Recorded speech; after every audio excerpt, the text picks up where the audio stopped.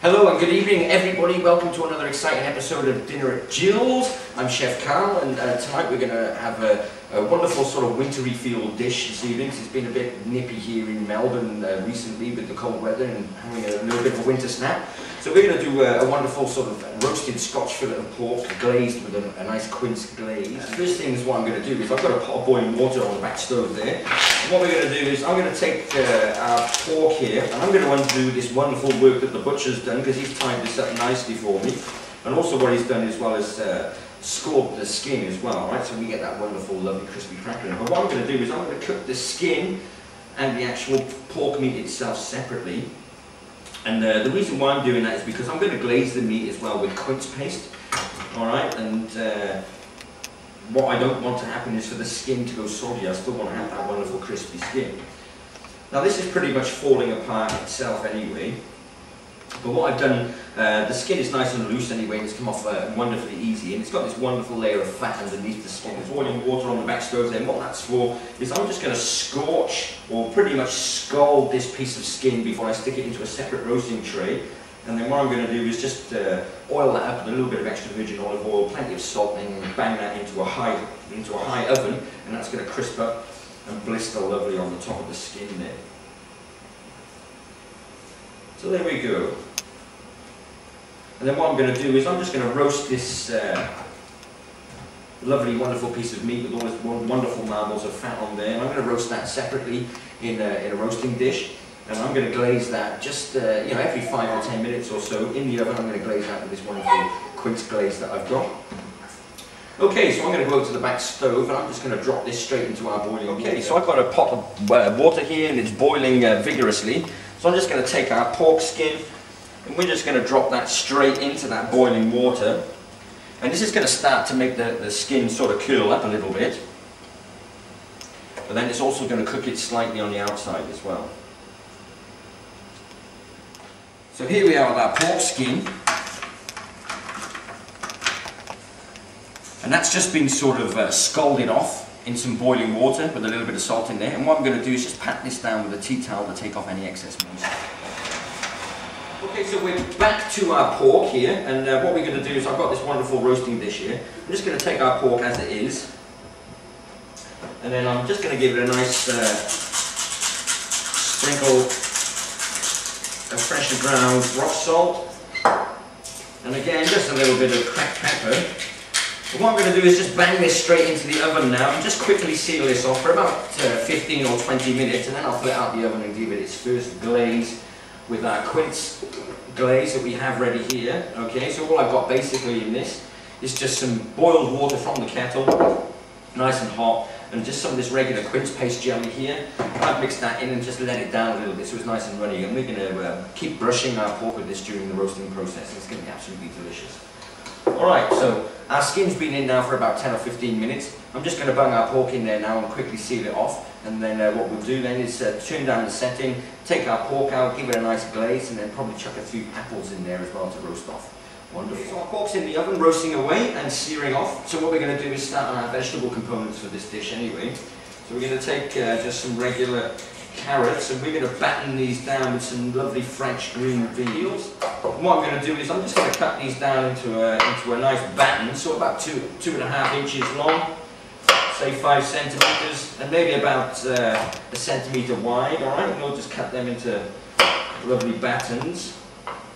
And what we're going to do with these as well, we're going to trim our French beans to around about the same size, and this is going to give us a wonderful sort of visual appeal on our plate when we get to presenting our dish later on. Carrots are battened, and now what we're going to do is trim our beans, okay? And what we do with French beans when we trim these down is we'll probably get some nice 3 to 4 centimeter lengths. We just take off our lovely tiny little end and just take off that lovely little point there, and that's basically what we throw in the bin, just and tiny 2 little morsels. And I think we're going to have these around about this size as well, so they're going to fit in lovely with our carrots. Awesome. So I'll just trim up the rest of these and get them ready for steaming. So our carrots and beans are cut, and what I'm going to do is I'm just going to blanch these off quickly into some salted boiling water, and just basically slightly cook them a little bit on the outside. And what I've got here is some Brussels sprouts. Now we're going to chiffonade these Brussels sprouts, alright, and then we're going to toss them through some hot butter later on, and then just run our carrots and beans through that as well as a lovely sort of panache of winter vegetables. Okay, so we're going to chiffonade our sprouts, and what we do is, I just cut my sprout in half just to get that wonderful sort of flat surface to make it nice and safe. And you can see as well where the stalk in the actual sprout is. It's a little bit like a cabbage. So what we're going to do is just sort of cut a little wedge in there and just sort of remove that bit. We're not going to eat that bit. And then what we'll do is we're going to cut this down really nice and fine. So we got this wonderful, really finely shredded, or what we call in the cooking terms, chiffonade of Brussels sprout. And this is going to cook really nice and easy and really quick in our butter when we're ready, as these are really, really nice, fine, thin strands. Okay, so our sprouts are all nice and finely chiffonaded now, as you can see there. What I'm going to do now is pull our pork out of the oven because it's time to give it a nice good glaze with our quince glaze there, and give it a lovely basting. Alright, so I'm just going to go into our oven and grab our pork out, and then we're going to glaze it up and give it a lovely brush with our quince paste. Okay, so here's our pork. It's nicely sealed off on the outside now, and we're starting to get a lovely little brownish kind of colour. So what we're going to do is we're just going to take a pastry brush with our quince glaze, and we're just going to start to brush this in and massage this in nice and firmly into the flesh there, so it takes on all that wonderful tartness and flavour. And don't be shy as well, give it a wonderful lashing, so to speak, nice and thick. And this is going to caramelise up and be a wonderful sweetness to our roast pork when it comes out of the oven.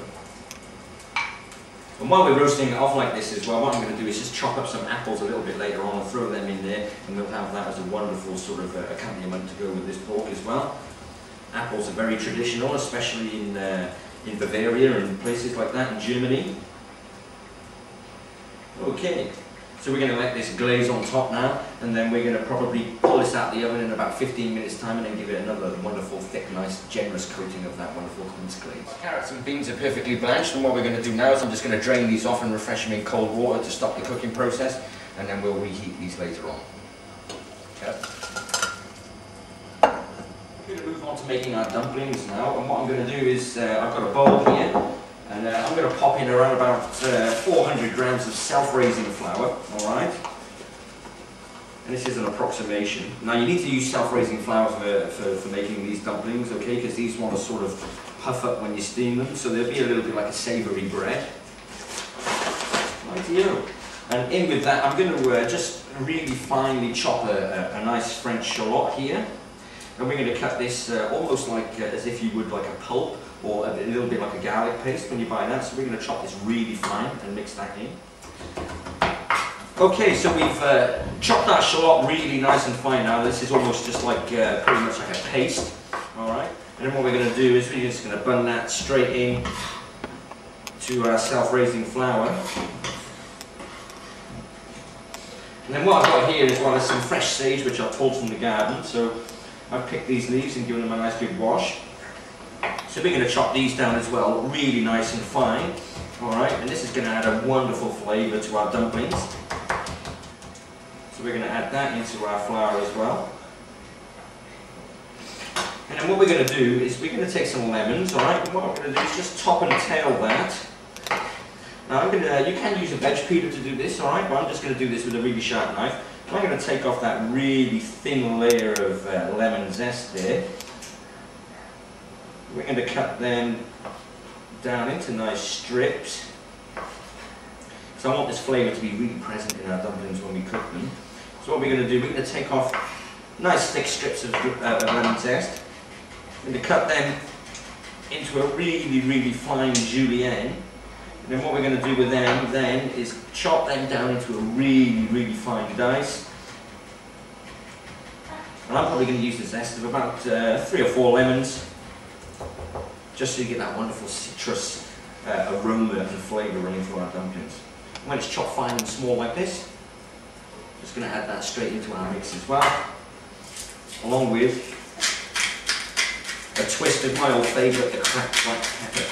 We've got all our dry ingredients together, our chunky lemon zest, our chopped sage, cracked pepper in there, and also our very finely pulped up shallot.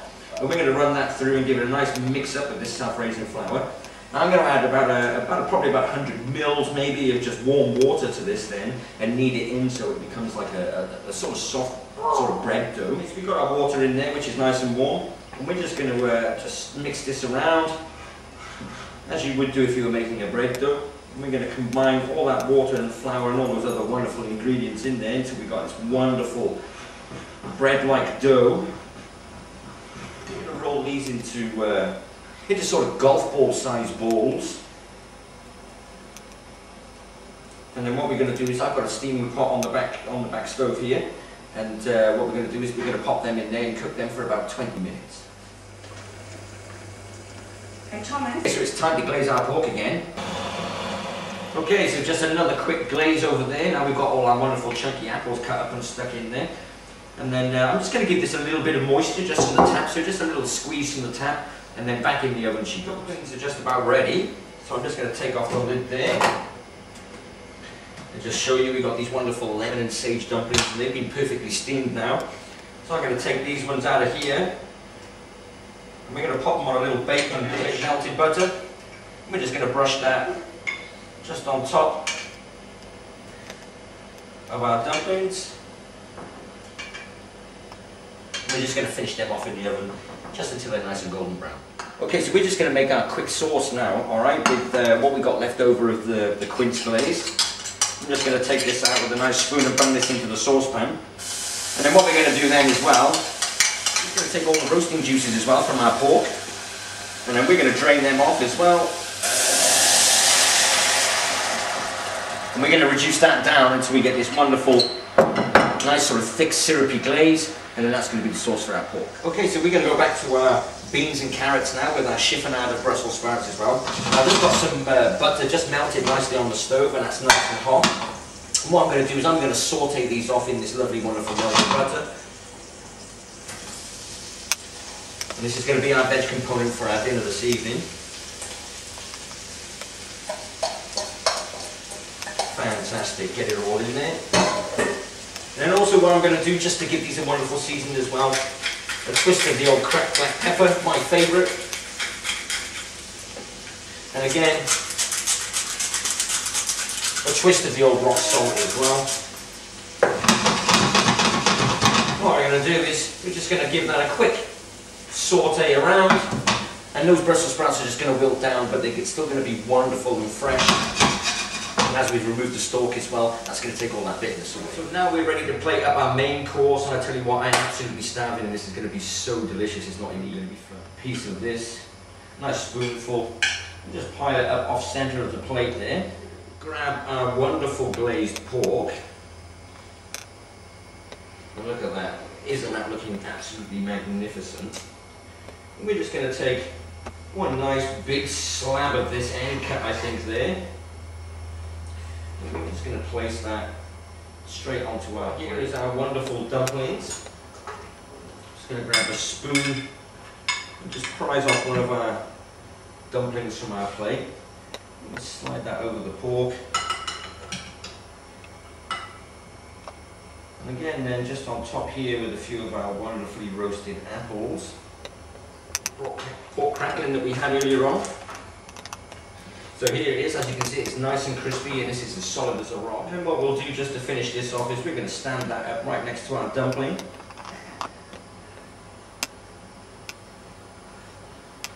And then again, just to finish this off, we've got all those wonderful roasting juices, and again, just a little bit of that quince paste left over. We're going to use that as just a little bit of a sauce and just a wonderful dribble around the outside of the plate. And I tell you now, I can't wait to tuck into this.